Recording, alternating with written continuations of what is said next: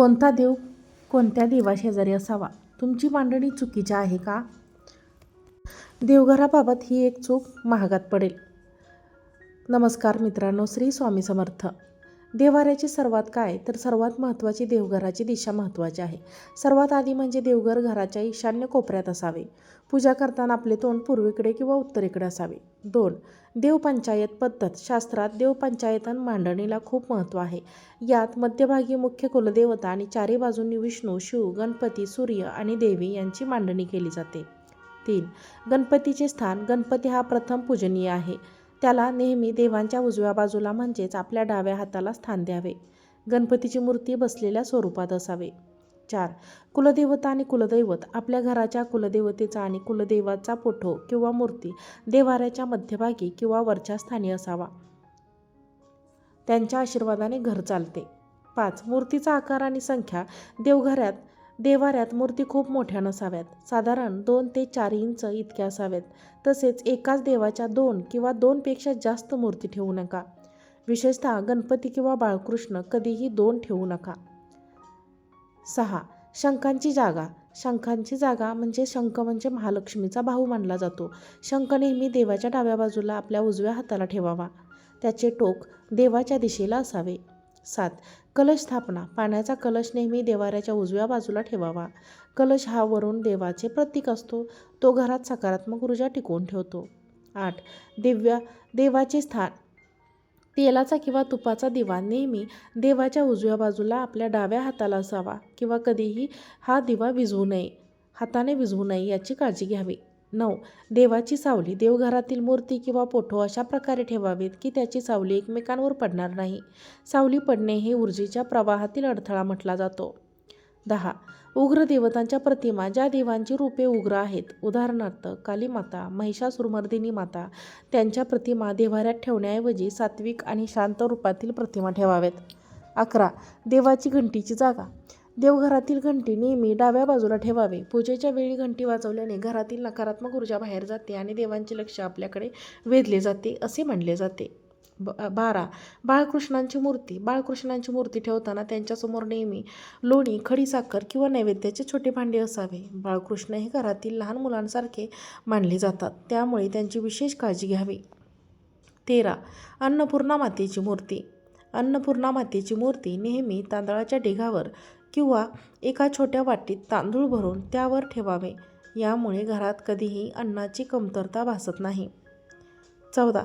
शालिग्राम आणि तुळस. जर तुमच्याकडे शालिग्राम असेल तर तो विष्णूचे रूप मानला जातो. शालिग्रामाजवळ नेहमी एक ताजे तुळशीचे पान असावे. शालिग्राम कधीही विष्णूच्या मूर्तीपेक्षा लांब ठेवू नये. नंबर 15.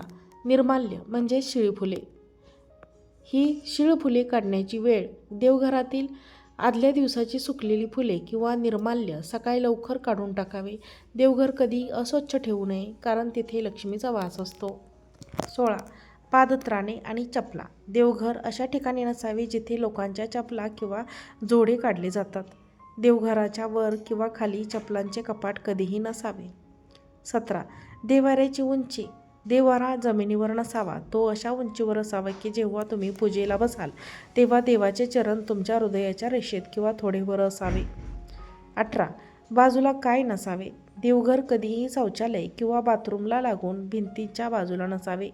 तसेच बेडरूममध्ये देवघर असल्यास झोपताना पाय देवाच्या दिशेला होणार नाहीत याची काळजी तुम्ही घ्यावी. 19. स्वच्छता आणि पवित्रता. देवघरात कधीही तुटलेल्या मूर्ती, फाटलेले फोटो किंवा शिळी फुले ठेवू नका. देवघर नेहमी लाकडी किंवा संगमरवरी असावे. 19. सोन्या चांदीचे दागिने. सोन्या चांदीचे दागिने घालताना ते अति प्रमाणात नसावेत की ज्यामुळे देवाचा चेहरा झाकला जाईल. देवाचे हास्य आणि डोळे स्पष्ट दिसणे मंगलदायी मानले जाते. 21. पांढऱ्या कपड्याचा वापर. देवाऱ्याच्या तळाला नेहमी पांढरा, पिवळा किंवा लाल रंगाचा स्वच्छ सुती कापड अंथरावा.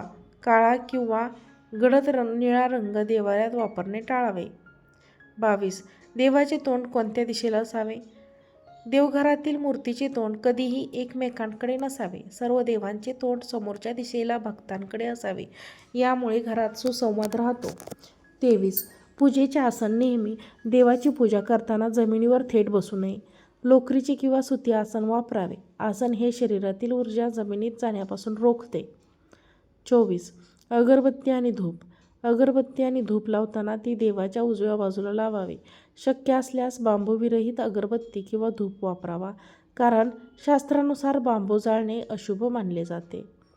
25. फोटो फ्रेमची मूळ स्थिती. जर तुम्ही देवांचे फोटो लावले असतील तर ते भिंतीला थोडे झुकलेले नसावे, तर अगदी सरळ रेषेत असावे. फोटो फ्रेमची काच फुटलेली असल्यास ती त्वरित बदलावी. 26. तांब्याचा वापर. देवघरातील ताट, पळी, पंचपात्र हे शक्यतो तांब्याचे असावे.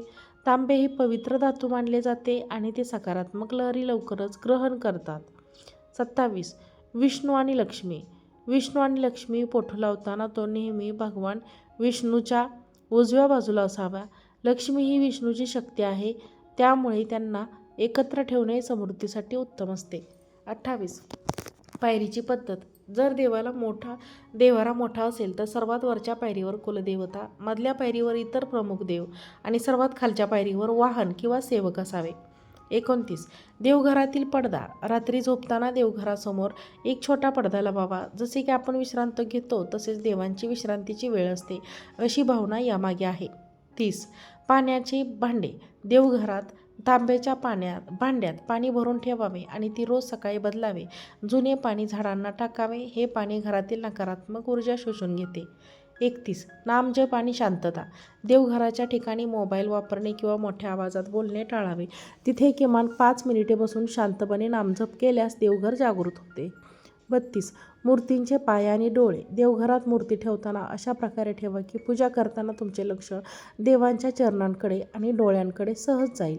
मूर्तींची दृष्टी खालच्या दिशेला नसावी. 33. एकाच ठिकाणी 2 देव्हारे. एकाच घरात 2 वेगवेगळी देवघरे नसावेत. यामुळे ऊर्जेचे विभाजन होते आणि घरातील सदस्यांमध्ये मानसिक गोंधळ निर्माण होऊ शकतो. 34. दक्षिणाभिमुख मूर्ती. कधीही देवांचे तोंड दक्षिण दिशेला करू नका. दक्षिण ही यमाची दिशा मानली जाते. देवाचे तोंड नेहमी पूर्व किंवा उत्तरेकडे असणे सर्वोत्तम मानले जाते. 35. देवांचे शास्त्रोक्त. काही देवतांच्या हातात जे काही शस्त्र असतात, अशा मूर्ती ठेवताना शस्त्राचे टोक घराच्या मुख्य दरवाजाकडे किंवा खिडकीजवळ नसावे. ते सुरक्षितरित्या मांडलेले असावे. 36. जुन्या मूर्तीचे काय करावे.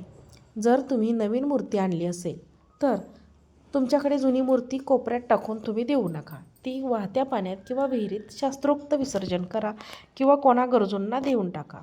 37. देवांच्या मागे आरसा नसावा. देवघराच्या पाठीमागे किंवा देवाच्या अगदी समोर आरसा लावू नका. अशा प्रकारे ऊर्जेचे परावर्तन होते, जे पूजेच्या वेळी एकाग्रतेत अडथळा आणू शकते. 38. फुलांची मांडणी. देवाला वाहिलेले फूल नेहमी देवाच्या चरणांशी किंवा डोक्यावर असावे. तिकडे विखुरलेली नसावी. तसेच प्लास्टिकची किंवा कागदी फुले देवघरात कधीही वापर करू नका. 39. रांगोळीचे महत्त्व. देवघरासमोर रोज किमान एक छोटी रांगोळी किंवा स्वस्तिक काढावे. रांगोळी ही देवतांच्या स्वागतांचे प्रतीक मानले जाते. 40. मंत्रांचे लेखन. देवघराच्या भिंतीवर किंवा चौकटीवर शुभ लाभ, ओम किंवा यासारखे शुभचिन्ह असावे. यामुळे देवघराचे पावित्र्य वाढते. 41. नैवेद्याचे भांडे. देवाला नैवेद्य दाखवल्यानंतर ते भांडे लगेच तिथून उचलून घ्यावे. रिकामे भांडे देवघरासमोर बराच वेळ ठेवू नये. 42. पूर्वजांचे फोटो. हा अत्यंत महत्त्वाचा नियम आहे. मृत पूर्वजांचे फोटो कधीही देव्हाऱ्यात किंवा देवांच्या शेजारी ठेवू नका. ते दक्षिण भिंतीवर स्वतंत्र लावावेत. 43. पूजेच्या साहित्याची मांडणी. पूजेचे साहित्य हळदी कुंकू अक्षता अत्तर हे देवाच्या उजव्या हाताला ठेवावे, तर पूजेचे पाणी आणि अभिषेक पात्र डाव्या बाजूला ठेवावे. 44. देवघराखालील जागा. देवघरच्या खालची जागा, खालचा कप्पा किंवा ड्रॉवरमध्ये कधीही कचरा, जुनी कागदपत्रे किंवा तुटलेल्या वस्तू ठेवू नका. तिथे फक्त पूजेची पुस्तके, कापूस, वाती, अगरबत्ती ठेवाव्यात. 45. शंखातले पाणी. देवघरातील शंखात रोज पाणी भरून ठेवावे. सकाळी पूजा करताना ते पाणी संपूर्ण घरावर शिंपडावे. यामुळे घरातील नकारात्मक ऊर्जा नष्ट होते. 46. गंध लावण्याची पद्धत. देवाला नेहमी गंध लावताना तो नेहमी अनामिकेचा वापर करून लावावा. गंध लावताना देवाचा चेहरा पुसट होणार नाही याची काळजी घ्यावी. 47. तुळशीच्या माळेचा वापर. विष्णू किंवा कृष्णाच्या मूर्तीला नेहमी तुळशीमाळ अर्पण करावी. यामुळे देवघरात सात्विकता टिकून राहते. शंकराला तुळस अर्पण करू नये. 48. देवघरातील प्रकाश. देवघरात छोटासा झिरो बल्ब चालू ठेवावा. देवघरात अंधार नसावा, जेणेकरून तिथे सतत चैतन्य टिकून राहते. 49. मूर्तींचा अभिषेक. शक्य असल्यास दररोज किंवा प्रत्येक गुरुवारी किंवा सोमवारी मूर्तींना पंचामृताने किंवा शुद्ध पाण्याने अभिषेक करावा आणि त्यानंतर मऊ कपड्याने पुसून कोरडी करावीत. 50. छताची उंची. देवघराचे छत घुमट आकार किंवा त्रिकोणी असावे. सपाट छतापेक्षा घुमटाकार छतातून वैश्विक ऊर्जा अधिक चांगल्या प्रकारे प्रवाहित होते. 51. कृतज्ञता आणि प्रार्थना. सर्वात शेवटचा आणि महत्त्वाचा नियम म्हणजे केवळ मूर्ती मांडून चालत नाही, तर रोज किमान 2 मिनिटे डोळे मिटून देवाचे आभार मानावेत. तुमची भक्ती हीच देवघराची खरी शोभा आहे. मित्रांनो आणि मैत्रिणींनो, हे 51 नियम केवळ माहिती नाही, तर ती एक सकारात्मक जीवनशैली आहे. यातील कोणता नियम तुम्हाला सर्वात जास्त आवडला किंवा तुम्ही आजपासून कोणत्या नियमात बदल करणार आहात, हे मला कमेंटमध्ये नक्की सांगा. जर तुम्हाला हा व्हिडिओ आवडला असेल तर व्हिडिओला एक लाईक करा. चॅनलवरती नवीन असाल तर चॅनलला सबस्क्राईब करा आणि हा व्हिडिओ जास्तीत जास्त लोकांना शेअर करा. आजचा व्हिडिओ पाहिल्याबद्दल धन्यवाद. श्री स्वामी समर्थ.